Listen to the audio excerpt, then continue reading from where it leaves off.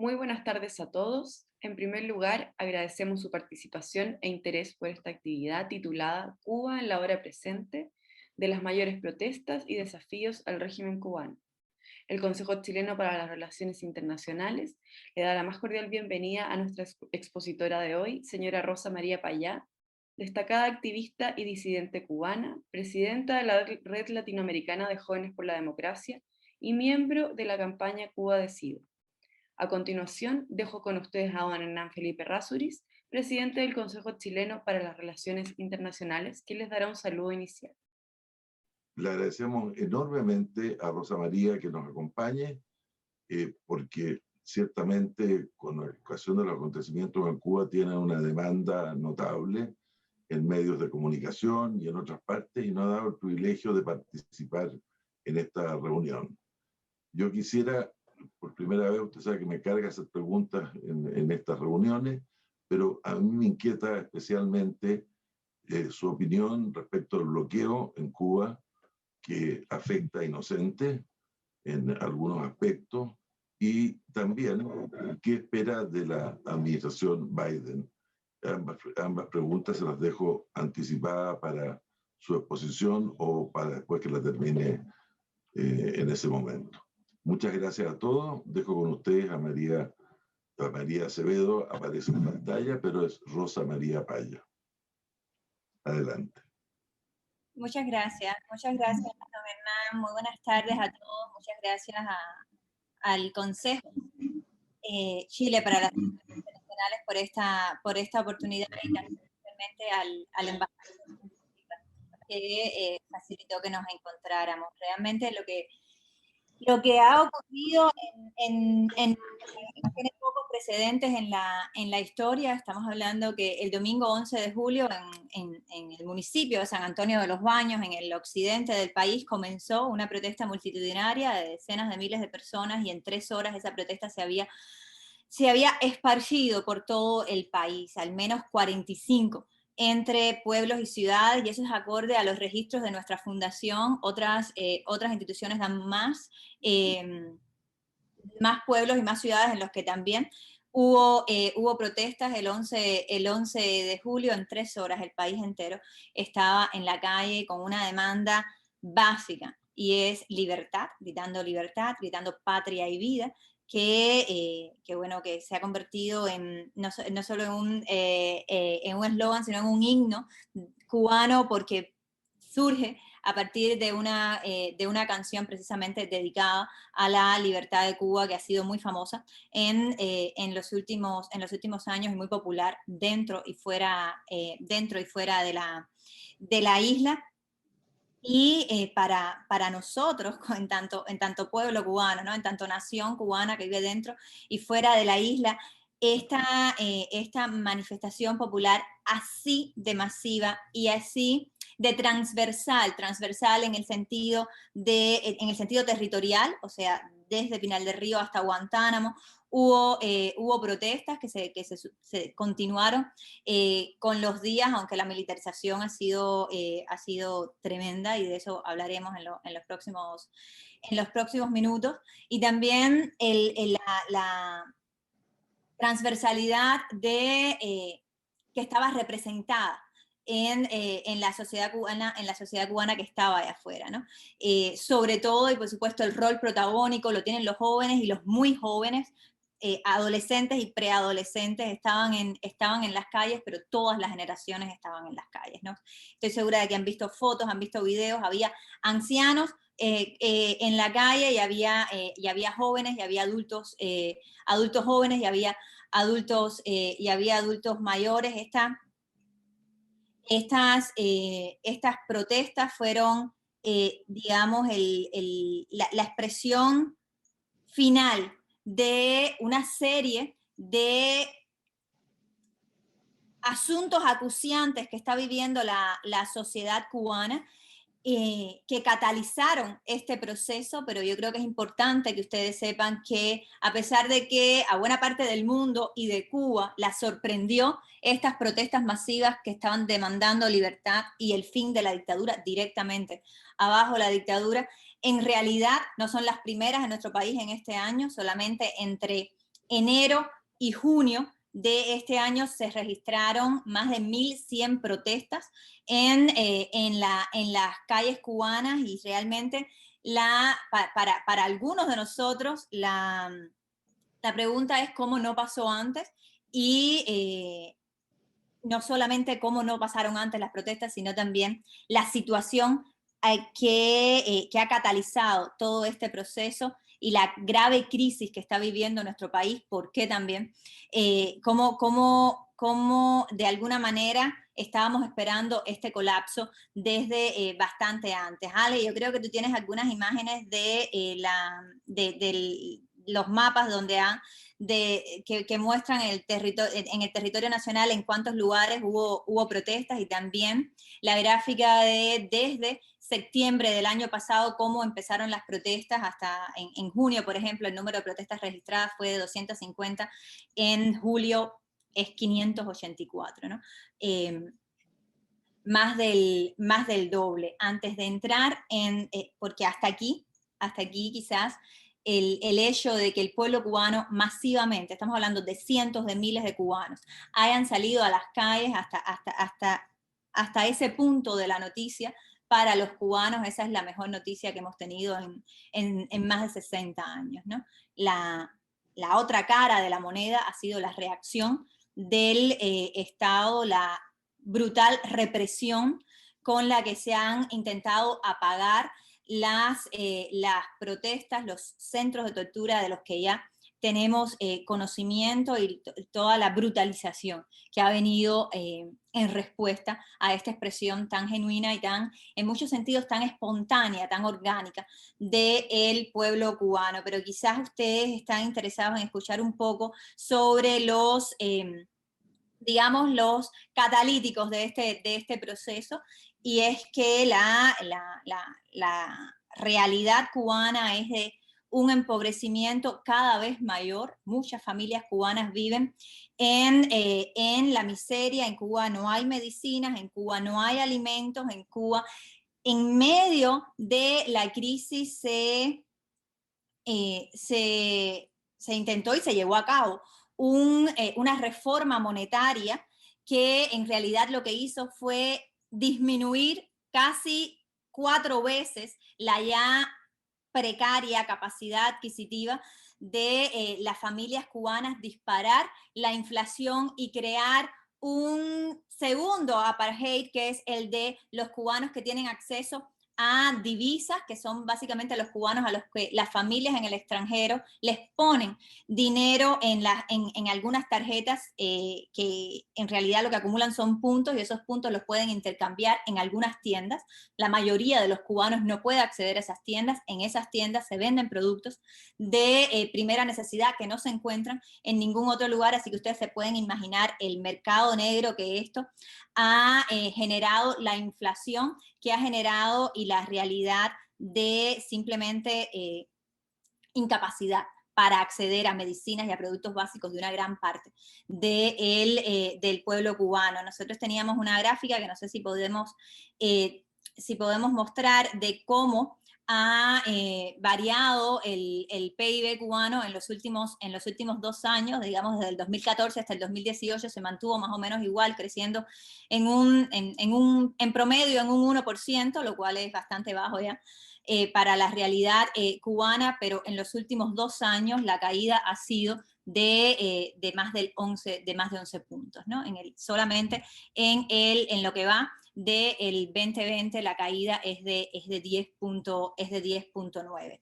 Pero a esta realidad hay que añadirle la realidad que vive el planeta con la pandemia. No sé si Ale puedes mostrar, por ejemplo, la gráfica que tenemos, y hay que decir que estos datos que estamos dando son los datos oficiales, o sea, estos datos ya están sumamente maquillados por el régimen cubano, y aún así, si ustedes ven la gráfica, por ejemplo, de los casos de nuevos contagios en 1 millón de habitantes, o por cada 1 millón de habitantes en Cuba, en este momento está duplicando la cifra del peor momento de Chile, ¿no? Chile hace 2 semanas o 3 semanas tenía menos de la mitad de los casos de contagios nuevos que está teniendo el pueblo cubano en este momento, de acuerdo a las cifras oficiales, ¿no? Pero el asunto es que no solamente hay COVID en Cuba hay una epidemia de dengue que nunca se ha controlado en los últimos 2-3 años. En Cuba hay una epidemia de sarna que está muy vinculada con el colapso de los diferentes sistemas, del sistema sanitario, del sistema de salud, la precaria infraestructura. La realidad de Cuba es que hay hogares que no reciben agua corriente durante días y días, todo esto está enfrentado a una situación en la cual el abastecimiento de productos básicos es realmente mínimo, y ahí habría que preguntarse por qué es mínimo, en qué está invirtiendo las pocas divisas que obtiene el régimen ahora mismo, en qué se están invirtiendo, ¿no? Y ahí hay análisis como, bueno, las compras de armamento que se han hecho a España y a otros países. De eso, si quieren, podemos hablar en otro momento, pero lo que es obvio para nosotros es que esta crisis que está viviendo a todos los niveles la sociedad cubana está en una parte importante generada por el régimen cubano. Por ejemplo, el régimen cubano decidió no comenzar el proceso de inmunización de la sociedad cubana. El régimen cubano rechazó la ayuda de COVAX, decidió no importar ninguna vacuna bajo la historia de que estaban desarrollando vacunas cubanas. Con estos candidatos vacunales se ha inoculado la sociedad cubana, que ahora está enfrentando las peores cifras de COVID-19, y sin embargo, ninguna de estos candidatos vacunales está ni siquiera reconocido por la Organización Mundial de la Salud. Y por supuesto, a todo esto hay que añadirle, no como un punto más en la cadena, sino como la raíz del problema, la situación persistente, ¿no? de opresión política, de opresión civil y de falta de libertades a todos los niveles, ¿no? Desde la realidad de que los campesinos no pueden vender sus cosechas, hasta que los cubanos no pueden salir del país, hasta que no tienen acceso libre a la información. Por ejemplo, cuando empezaron las protestas, en 3 horas, les dije, se extendieron por todo el país. A las 3 horas el régimen cubano cortó el internet. Eso se trata de tocar un botón, ¿no? Por supuesto, porque controlan absolutamente todos los medios de comunicaciones y el acceso que tiene la población a internet. En medio de todo esto, el pueblo cubano salió a la calle con una demanda muy clara, que no era y no es danos comida ni danos medicina. La demanda, y está en video, es libertad, libertad, libertad, abajo la dictadura. Eso se corrió en todo el país, en una manifestación, yo creo que muy evidente, de que el pueblo cubano entiende que para salir de la crisis hay que salir de la dictadura. Y bueno, para eso también es importante, me disculpan un segundo. Para eso, y por supuesto para eso es importante llevar adelante la estrategia, porque si algo hemos visto, sobre todo en los últimos tiempos y sobre todo en procesos en los que el régimen cubano está vinculado, es que la movilización ciudadana en las calles, la protesta pacífica en el siglo XXI no es suficiente para avanzar hacia la democratización de un país. Lo hemos visto en varias ocasiones, en el caso venezolano, lo hemos visto también en el caso nicaragüense. En ambos procesos está incluida y está involucrada la inteligencia y la contrainteligencia castrista, y por eso dentro de la estrategia es tan importante también la movilización internacional. Podemos hablar de eso en la conversación que tendremos, pero no quiero terminar esta primera intervención sin hablarles de la segunda cara de la moneda, que ha sido la brutal represión que se está viviendo en nuestro país, ¿no? Estamos hablando de que el régimen sacó a la policía, sacó a las tropas paramilitares que tienen entrenadas, pero también sacó a las Fuerzas Armadas y se disparó con balas reales contra los cubanos, ¿no? Están en video los heridos de bala en la espalda, en los brazos, en la cabeza. Está en video las fuerzas represivas entrando a las casas después que se terminaron las protestas y disparando contra un padre de familia delante de los niños y de la esposa. Estas jornadas han dejado muertos, han dejado heridos, han dejado miles de detenidos desaparecidos, y miles es un estimado. Nosotros hemos podido confirmar 800, según nuestra lista, hay 800 personas que han sido detenidas, muchas de ellas han sido detenidas y desaparecidas, muchas de ellas permanecen incomunicadas, son solamente las personas que hemos podido verificar, por eso estimamos, en medio de la precariedad de las comunicaciones y de la dificultad para confirmar los casos, por eso estimamos que el número real está en los miles. Las personas que han sido liberadas cuentan cómo han sido sometidas a torturas, cómo han sido sometidas a tratos inhumanos, cómo en una noche los golpearon a todos, los desnudaron y les dieron golpes hasta que dijeran viva Díaz-Canel o viva Raúl Castro.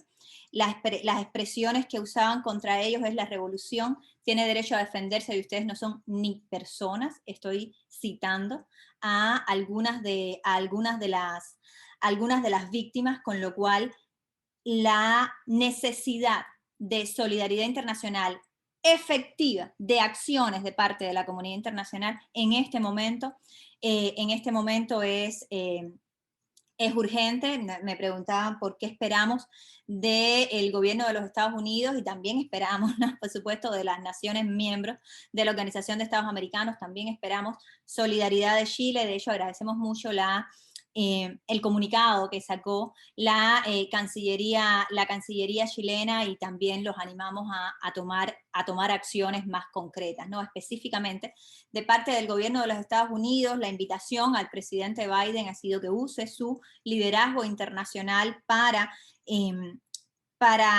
crear una coalición o un grupo de naciones que ejerza la solidaridad efectiva con el pueblo cubano, denunciando la ilegitimidad de ese régimen, ¿no?, que ha sido ilegítimo por 62 años, porque los cubanos jamás escogieron ni al Partido Comunista, ni al comunismo como sistema, ni a Fidel Castro, ni a Raúl Castro, y mucho menos a Díaz-Canel, pero que el 11 de julio, con la represión desplegada, perdió la última onza de legitimidad que le quedaba, y necesitamos de la comunidad internacional para ayudar al pueblo cubano a recuperar su soberanía. Estados Unidos en particular tiene la capacidad también de ayudar a comunicar a los cubanos, o sea, de ofrecer internet haciendo un bypass de la interferencia del régimen. En este momento ese tipo de conexión puede salvar vidas, por lo que ustedes acaban de escuchar de cómo están sucediendo los hechos dentro de la isla. Estados Unidos puede también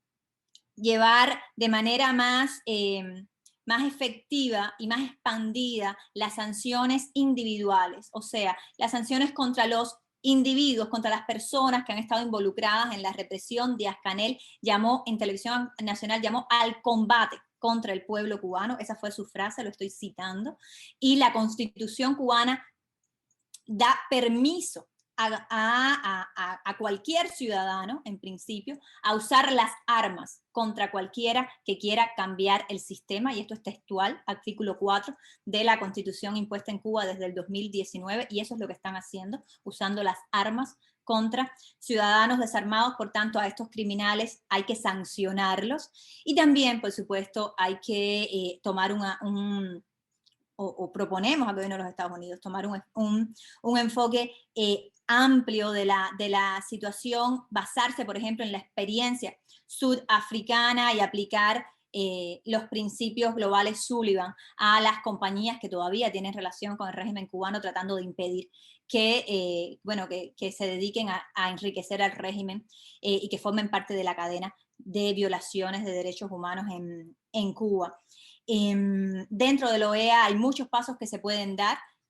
Ahora mismo ni tan siquiera se le ha permitido a los expertos de la CIDH a explicar la situación cubana ante el Consejo Permanente, y esa es una tarea de cada uno de los estados, el empujar para que ese tema sea un tema en el Consejo Permanente y se puedan tomar resoluciones y acciones en el marco de la urgencia que tiene el pueblo cubano en este momento. Aquí termino.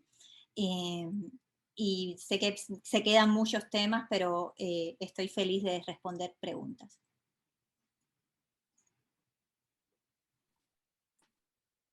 Muchas gracias por su exposición. Y como usted mencionó, a continuación daremos paso a las preguntas. Les pedimos en honor al tiempo que sean preguntas breves y directas.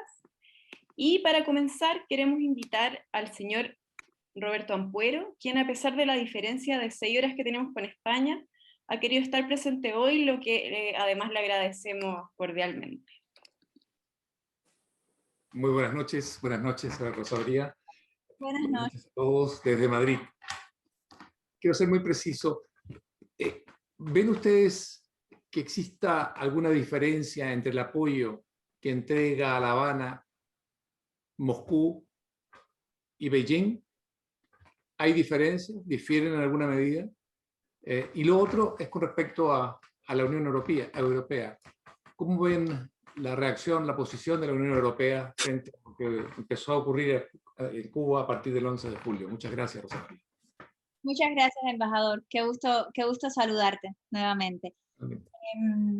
Hay diferencias, es decir, ambas son, por supuesto, aliados históricos y estratégicos de La Habana, que se comporta, el sistema de inteligencia cubano, el G2 cubano, se comporta como operador de ambos países en el resto del hemisferio, sobre todo en lugares como Venezuela. Ambos han sacado declaraciones de apoyo al régimen cubano. Rusia fue muy audaz porque llegaron a invitar a Díaz-Canel a utilizar todas las medidas dentro de la legalidad cubana que autoriza el uso de las armas contra los disidentes, todas las medidas para aplacar la situación de protesta. Estoy parafraseando la declaración rusa, pero este era el sentido, y también unos días después hicieron una alerta a los Estados Unidos de que no interviniera en los asuntos internos, marcando claramente el territorio. China está muy involucrada en el asesoramiento, incluso militar cubano, es decir, en los últimos años, efectivos chinos han estado entrenando, por ejemplo, a las boinas negras. Quien conoce un poquito de las Fuerzas Armadas cubanas sabe que las boinas negras son tropas élites de las Fuerzas Armadas, son asesinos entrenados. Estas personas fueron quienes estaban reprimiendo a las protestas, y hay documentación de que ellos también han recibido entrenamiento de militares chinos. Hay fotos, no estoy diciendo que hay tropas chinas en este momento en Cuba, pero en los últimos años han recibido este tipo de entrenamiento, y por supuesto también la asesoría de la expansión del acceso a Internet que se dio en la isla en los últimos años ha corrido totalmente por parte de China. La Unión Europea mantiene un acuerdo de diálogo y cooperación con el régimen cubano contra todo pronóstico y contra todo sentido común. En el marco de este acuerdo de cooperación, hasta ahora no se ha logrado absolutamente nada en términos de avance de los derechos humanos en Cuba. De hecho, bueno, el deterioro es evidente. Por alguna razón, Borrell continúa empeñado en no terminarlo, a pesar de que hay una resolución del Parlamento Europeo aprobada hace un par de meses nada más, que claramente sugiere que hay que tomar medidas que van en la dirección de suspender el acuerdo por violaciones de la cláusula de derechos humanos que el mismo acuerdo contiene, ¿no? El régimen cubano ya ha violado el acuerdo y ya ha dado ya ha dado de sobra argumentos para al menos llamar a una reunión urgente y abrir la puerta a la suspensión del acuerdo, a menos que se den una serie de condiciones elementales de respeto a los derechos humanos, de inclusión en el marco de ese acuerdo de la sociedad civil cubana, por ejemplo, que debería estar incluida y no lo está, se ha mantenido al margen. Pero en este momento, embajador, en este momento en el cual el régimen cubano ha disparado contra adolescentes en las calles, en este momento lo que aplica es el régimen global de sanciones que el mismo Borrell aprobó en diciembre del año pasado, que es precisamente un mecanismo global de sanciones contra individuos que están involucrados en abusos graves a los derechos humanos, ¿no? Esos abusos se están dando en mi país en tiempo real mientras usted y yo estamos conversando, y ese es el tipo de acción que realmente podría subirle el costo a la represión en Cuba, y con eso estamos hablando de detener en algo los niveles de impunidad que tienen las fuerzas represivas dentro de la isla.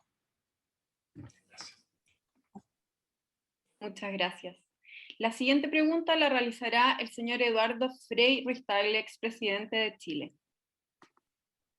Muchas gracias. Quiero agradecer a Hernán Felipe la invitación, a Rosa María nuestro saludo más cordial y felicitaciones permanentes por su liderazgo, que es fundamental. Quiero señalar que desde que estoy en el servicio público siempre mantuve la tesis como senador, como presidente de la República y después como presidente del Senado, de rechazo a la política dictatorial de Cuba y no visitar nunca esos países. Varias veces fui invitado y espero mantener esa postura siempre. A mí me gustaría comentarte lo que más me preocupa es el estado de América Latina. Hoy día la pregunta es, ¿qué podemos esperar de la solidaridad internacional, que es tan fundamental para retornar a la democracia? No a través de los golpes de Estado, sino que a través de un mismo proceso democrático. Si uno hace una mirada, tú señalabas el caso de Venezuela, controlado por Cuba prácticamente desde hace muchos años, pero vemos las actitudes de otros países como el caso de México, para qué hablar del gran fraude que hizo el domingo pasado, ridículo. Preocupación por lo que puede pasar en Perú ahora, lo que está pasando en Nicaragua, todos los candidatos presidenciales están presos, lo que pasa en muchos otros países, como Salvador, como Guatemala. La situación en general de una región, primero, desunida. América Latina nunca ha tenido capacidad de entenderse entre ellos para enfrentar los grandes temas mundiales, la pandemia, lo que sea. Y una región llena de violencia y corrupción, porque hay un doble estándar, incluso en gobiernos democráticamente electos, podríamos, y ya nos ponemos a hablar de casi la mayoría de América Latina. Entonces uno dice, ¿qué puede esperar el pueblo cubano de esta situación? Las palabras de condena a esto que ha sucedido en los últimos días ha sido muy mínima de parte de los países de América Latina, porque, como decía, hay un doble estándar frente a los temas democráticos y se hace un doble estándar de la violencia, de la corrupción, etc. Entonces, ¿qué más podemos hacer? ¿Qué más podemos hacer los chilenos por Cuba? ¿Qué más pueden hacer los distintos países del mundo? Hernán Felipe te planteó el tema de Biden, que sería muy fundamental conocer esa opinión, la Unión Europea, pero el panorama de América Latina no va en una línea de apoyo a toda la población cubana, sino que va en una línea de apoyo en la gran mayoría de los países, de apoyo al régimen que hoy día está asesinando, matando, haciendo desaparecer a toda la gente que sale a protestar. Por eso mi preocupación es grande, porque si no hay una solidaridad internacional de verdad, es bien difícil poder llegar a un proceso. Chile también lo vivió con una dictadura y gracias, entre otras cosas, a un gran apoyo internacional y una gran movilización se logró revertir a través de una votación. Eso lo veo cada día más difícil en América Latina. Eso quería conocer tu opinión y felicitarte y darte todo nuestro respaldo y a través tuyo a todo el pueblo cubano que está sufriendo. Muchas gracias, presidente. Un honor saludarte nuevamente y en realidad comparto el análisis, ¿no? Por supuesto que hay una serie de países que simplemente están alineados con el régimen cubano y bueno, esto no es nuevo, esto responde a lazos que tienen que ver con la infiltración y la injerencia del régimen cubano de 62 años en el hemisferio, ¿no? Y el pueblo chileno conoce muy bien lo que significa ese tipo de lazos y ese tipo de injerencia que practica todos los días por décadas el régimen cubano, ¿no? La mayoría de los estados que mencionabas, ¿no? México, Argentina, Perú, Bolivia, Nicaragua, que son en este momento estados a los que ni se nos ocurre pedirles solidaridad por sus conexiones con el Foro de Sao Paulo, por sus relaciones tan profundas y en algunos casos de relaciones que tienen que ver incluso con, qué sé yo, con ayuda de contrainteligencia, como es el caso de Nicaragua o como es el caso de Bolivia, ¿no? Simplemente son actores que van a funcionar como aliados del régimen cubano en el mejor de los casos, haciendo un silencio cómplice al respecto, y en el peor y el que han asumido algunos de ellos en la defensa de estos criminales. Ahora, eso es una realidad, punto, ¿no? Es decir, el gobierno boliviano está alineado con una dictadura criminal. De todas maneras sigue habiendo un sistema interamericano, de todas maneras sigue siendo un imperativo moral el ayudar al pueblo cubano, y no solamente un imperativo moral, ¿no? Sobre todo en el caso de los países latinoamericanos, el ayudar al pueblo cubano a obtener finalmente el proceso de transición a la democracia que está demandando al mayor costo posible, que es la vida misma de estos cubanos que están en la calle. El ayudar en ese proceso para los países de América Latina es en realidad un gesto de autopreservación, ¿no? Todos sabemos de lo nefasta de la injerencia del régimen cubano, que va desde los movimientos sociales hasta los movimientos guerrilleros, pasando por el narcotráfico y afectando la estabilidad democrática de buena parte de los países de la región. En ese sentido, la invitación es a usar el sistema interamericano. Sabemos de los problemas del sistema interamericano, sabemos de que estos problemas están relacionados, por ejemplo, con el hecho de que va a haber que votar, y hay estados con los que simplemente no se puede contar. Van a seguir respondiendo al régimen cubano, pero se debe exponer esta realidad, se debe presionar para que el Consejo Permanente escuche la realidad cubana.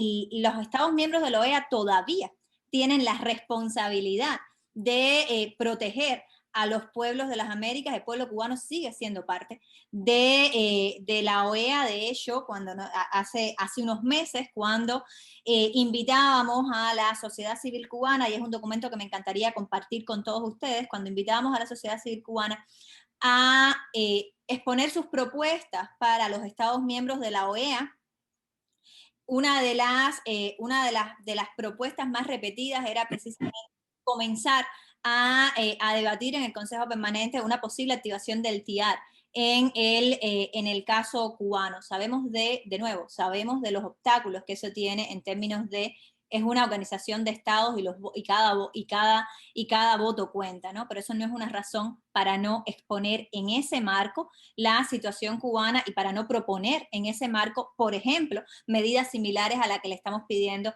al presidente de los Estados Unidos que tome, ¿no? Criminales como Díaz-Canel, como Raúl Castro, como López Miera, como cada uno de los generales que han estado involucrados directamente en la cadena de mando que ha terminado disparándole a cubanos en la calle, deberían estar sancionados por cada uno de los países de las Américas, y no solamente por los Estados Unidos, que por cierto ya ha empezado a ampliar estas sanciones. La semana pasada sacó 2 contra el jefe de la policía y otro alto mando. No es suficiente.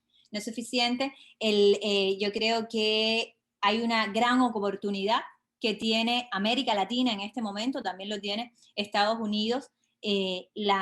No había, lo que ocurrió en Cuba el 11 de julio y lo que ha continuado ocurriendo es prácticamente sin precedentes en nuestra historia, aunque el pueblo cubano nunca ha dejado de rebelarse contra el castrismo, y la oportunidad para las Américas en este momento es de, junto con el pueblo cubano, obtener una victoria de la democracia, que es yo creo que es la más importante, o sería la más importante de la primera mitad del siglo XXI, porque eso abre las puertas a la libertad de Venezuela y también a la estabilidad democrática de toda la región.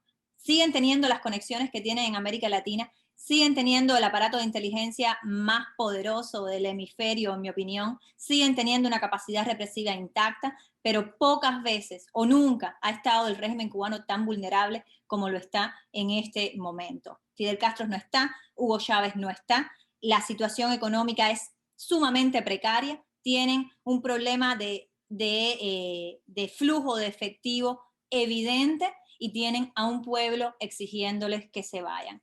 Este es el momento de que América Latina dé los pasos necesarios para apoyar a ese pueblo. Muchas gracias. Muchas gracias a ambos. A continuación, invitamos a realizar la pregunta a la profesora Marisol Peña, exministra del Tribunal Constitucional. Muchas gracias, Rosa María. Primero, un abrazo cariñoso y el orgullo como mujer latinoamericana de la lucha que has emprendido y al mismo tiempo de la posibilidad de compartir con nosotros esta tarde. Quiero preguntarte por las declaraciones del presidente Díaz-Canel en 2 órdenes de materia.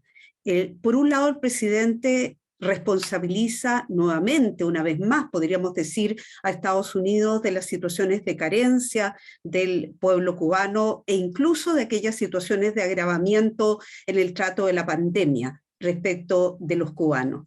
Y por otra parte, como tú bien has recordado, el mismo presidente Díaz-Canel llama a los partidarios del régimen a salir a las calles armados a enfrentar a su propio pueblo. ¿Qué impacto causan estas declaraciones hoy día en el pueblo cubano? ¿Tiene credibilidad el hecho de imputar la responsabilidad a los Estados Unidos de América? Y al mismo tiempo, ¿cómo toma el pueblo cubano este verdadero llamado del presidente de Cuba a fomentar una verdadera guerra civil entre hermanos? Muchas gracias. Muchas gracias, doctora. Y sí, y son muy buenas las preguntas, ¿no? Porque el pueblo cubano tiene una sabiduría que probablemente carece la comunidad internacional por falta de información, ¿no?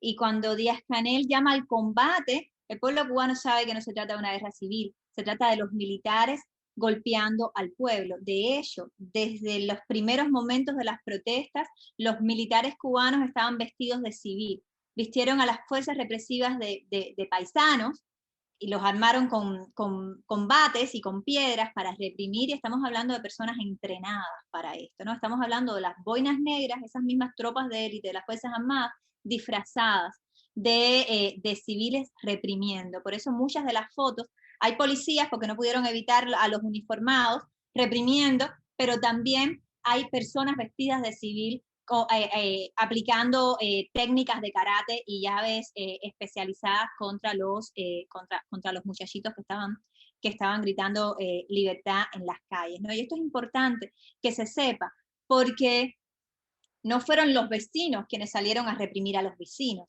fueron las fuerzas represivas vestidas de civil quienes salieron a reprimir a los vecinos. Llegaron al punto de ir casa por casa recogiendo a los muchachos en edad militar. La edad militar en Cuba es 17 años, la mayoría de edad es 18.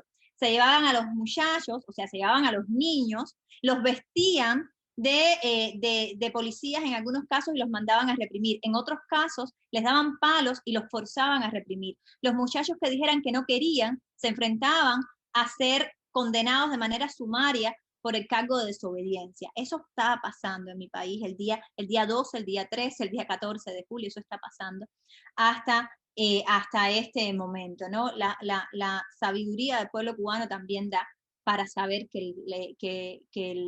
la raíz de los problemas en Cuba no tiene nada que ver con Estados Unidos, sino con esa dictadura, ¿no? Y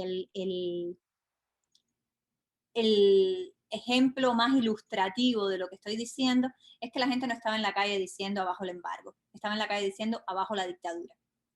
Nadie salió a protestar contra Estados Unidos. Absolutamente los coros de todas las protestas ni tan siquiera estaban diciendo dame comida. Estaban diciendo queremos libertad, abajo la dictadura, patria y vida. O sea, el pueblo cubano, nosotros como nación, entendemos perfectamente cuál es la raíz del problema y dónde yace el conflicto, que no es entre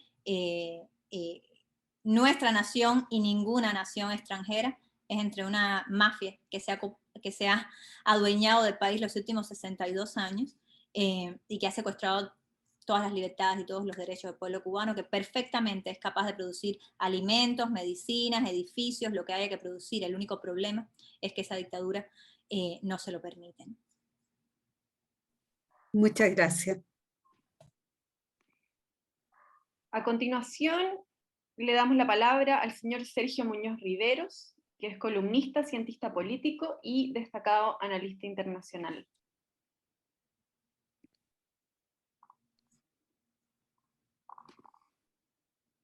Tiene que reactivar su audio, por favor.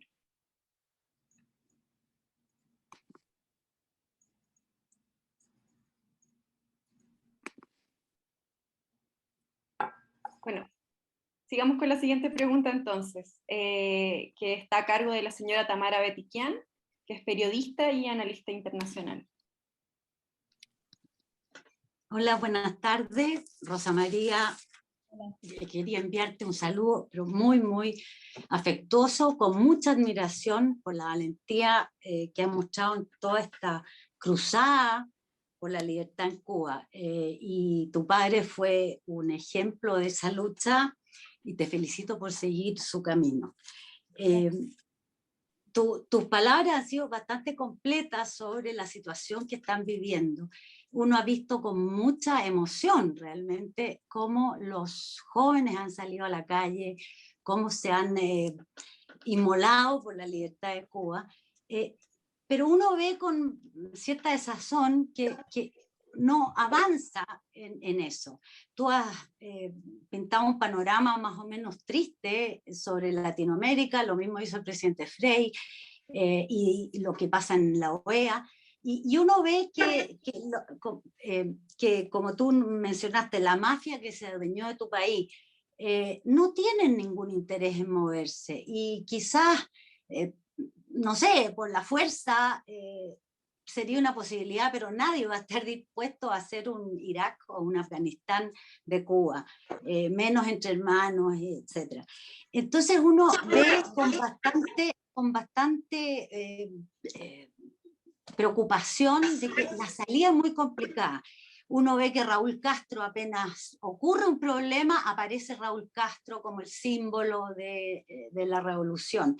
Díaz-Canel, que es un títere de él o de no sé quién, y uno ve que o sabe o tiene cierta información sobre lo que son los militares, todo el complejo militar, que es el que maneja la economía cubana, el que le da comida o no a la gente.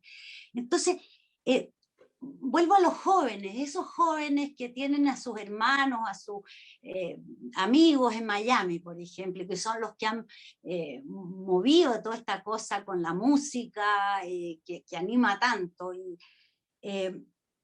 tienen un papel, pero ¿cómo lo ves en esta transición a la democracia, que es lo que todos esperamos? ¿Cómo ves tú el papel de estos jóvenes que todavía son muy jóvenes, creo? Ya hay una generación que ha pasado, hay una generación intermedia que ha tenido cierta lucha, pero bueno, no avanzó mucho.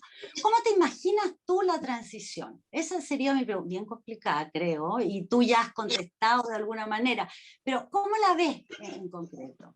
Muchas gracias y felicitaciones de nuevo. No, muchas gracias Tamara por la felicitación, y yo creo que el reconocimiento es precisamente para esos jóvenes, ¿no? Los jóvenes y no tan jóvenes que estaban en las calles cubanas al costo tan alto que han asumido. Y hay una diferencia entre, sí, probablemente es más teórica que práctica porque los procesos se solapan, ¿no?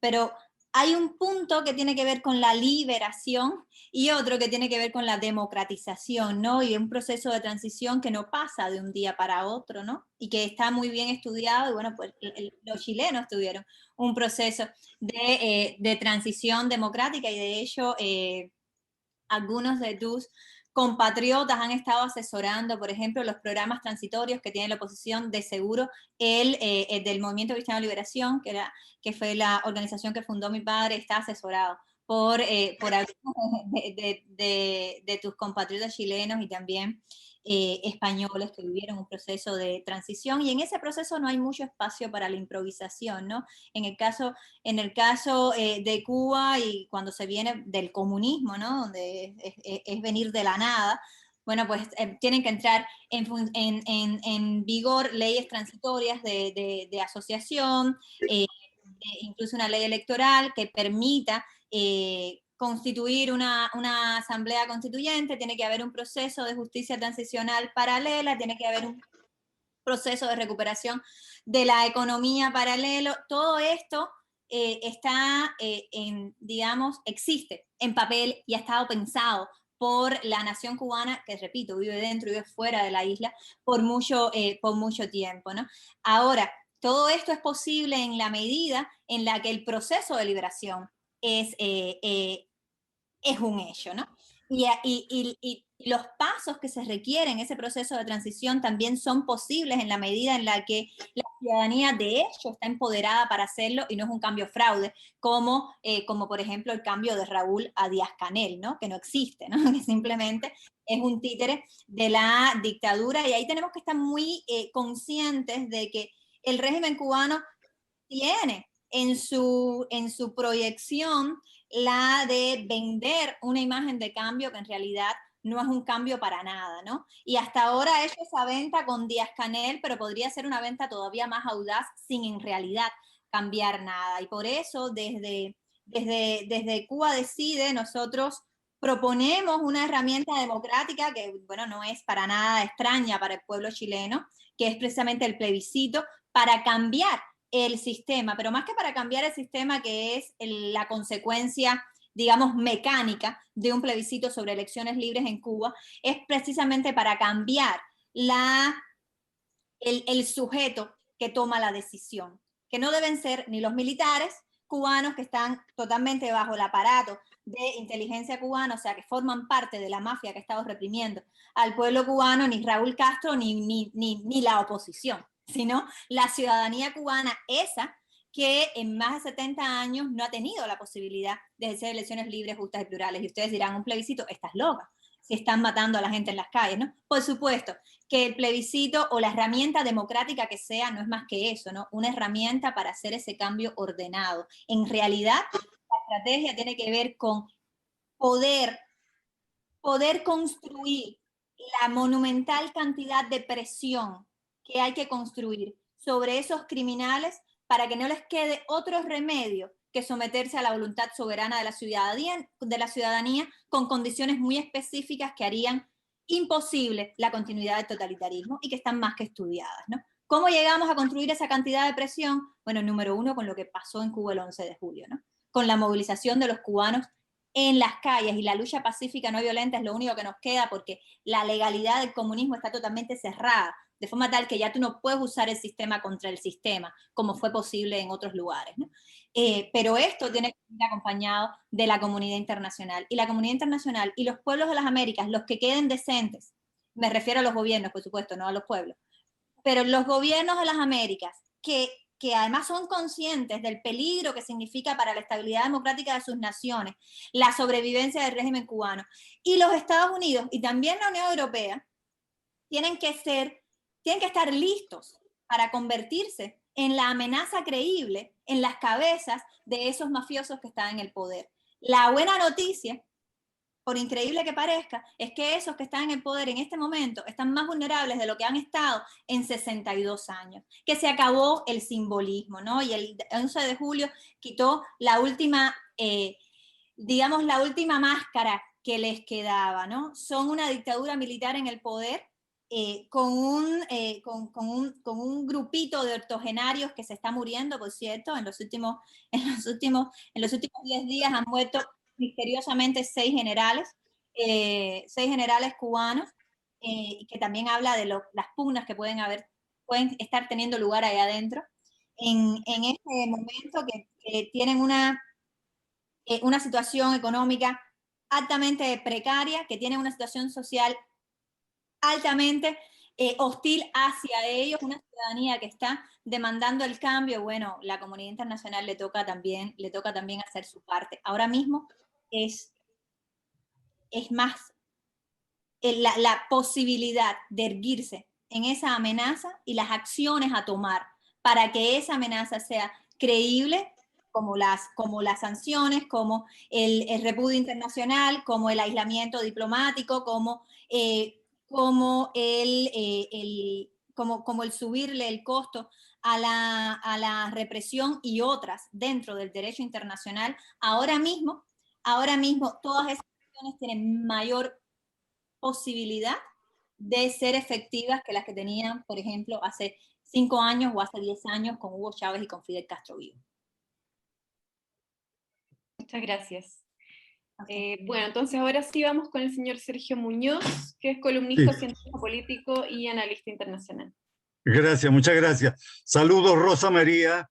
Deseo fervientemente que el pueblo cubano se abra paso hacia la libertad muy pronto. Creo que en esa perspectiva el papel que juegue la comunidad internacional y particularmente Naciones Unidas, viene al caso citar la interpelación tuya a nuestra expresidenta Michelle Bachelet, alta comisionada para los derechos humanos de la ONU, en el sentido de que viaje a Cuba, ¿verdad? Ahora, ¿tienes tú alguna información, hay alguna señal de que Michelle Bachelet esté pensando, esté en disposición de ir a Cuba en la tarea de frenar la represión, ayudar a frenar esa terrible represión que tú has descrito? Gracias. No, muchas gracias por esa pregunta. No tengo ninguna información de que tenga la voluntad y no creo que ella haya dado ninguna señal de que eso sea un plan, y eso es lo mínimo que debe hacer la alta representante de derechos humanos ante una dictadura militar de 62 años que además en algún momento contó con su apoyo, ¿no? Muy bien, gracias. Gracias. Bueno, y para finalizar, le damos la palabra al señor Nelson Haddad, ex embajador y dirigente político.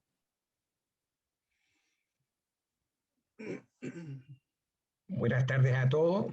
Gracias, presidente. Deseo saludar con mucho cariño a Rosa María.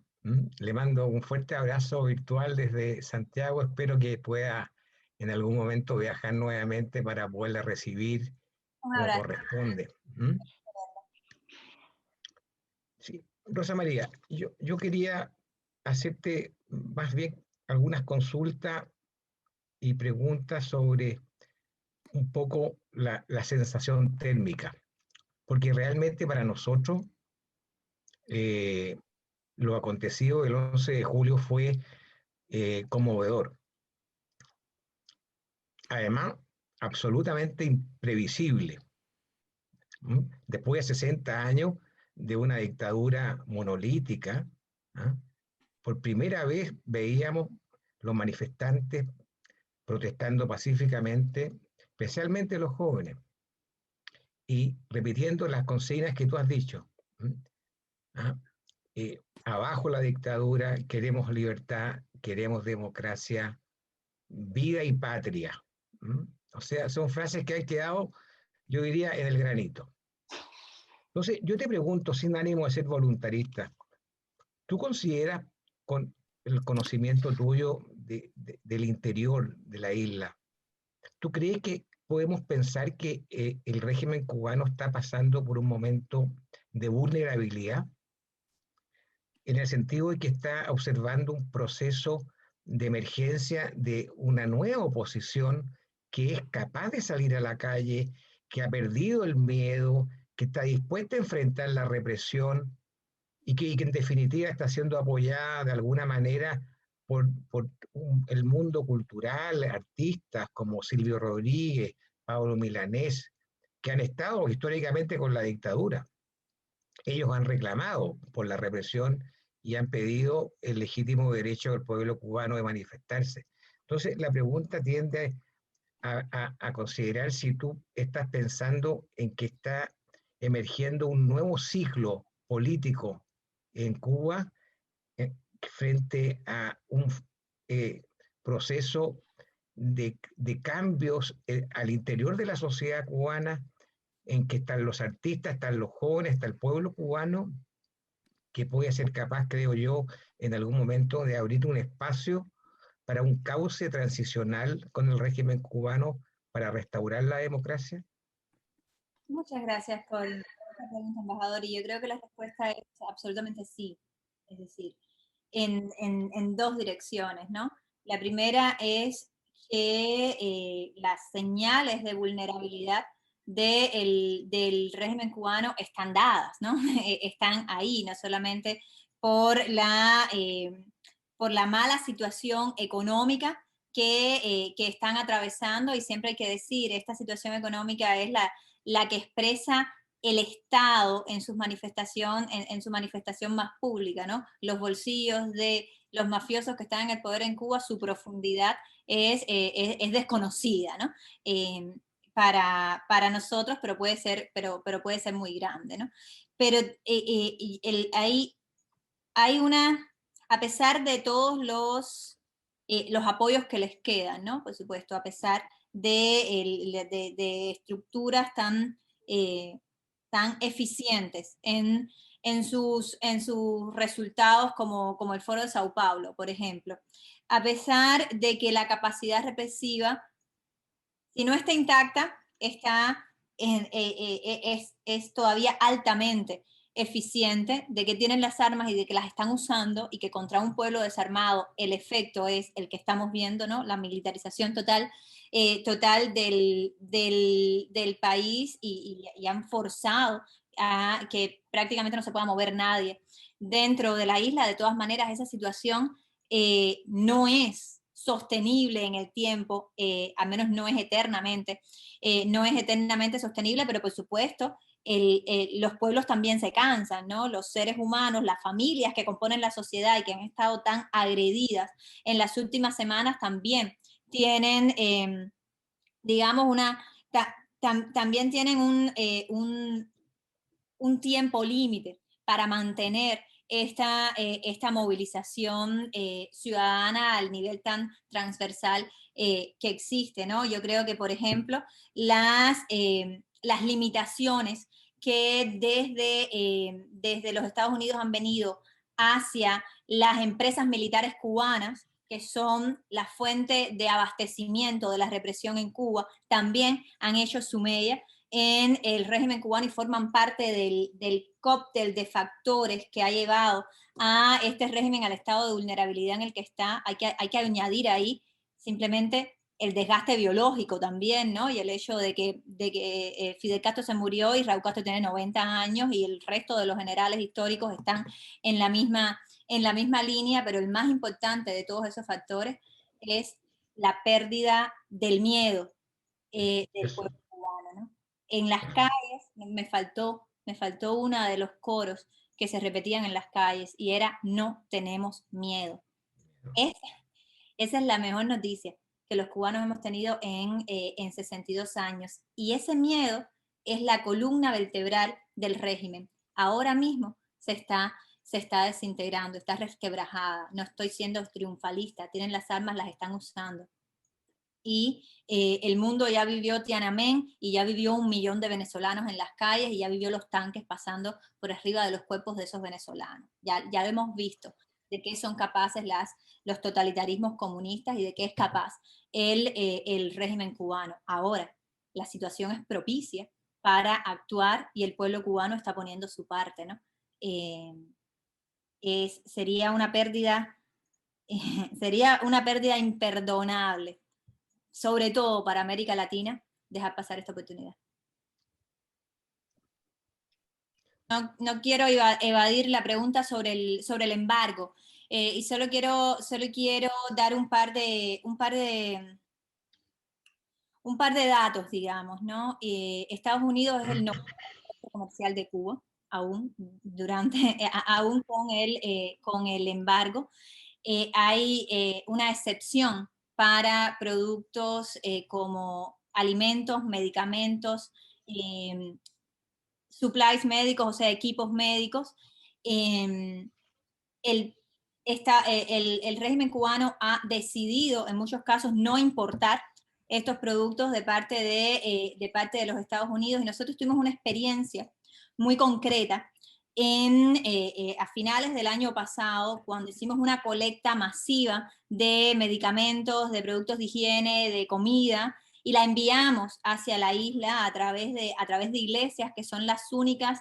Hay algunas iglesias que son las únicas entidades independientes del régimen que tienen la capacidad de, por ejemplo, tener personalidad jurídica en Cuba para ir a aduana y recoger un contenedor.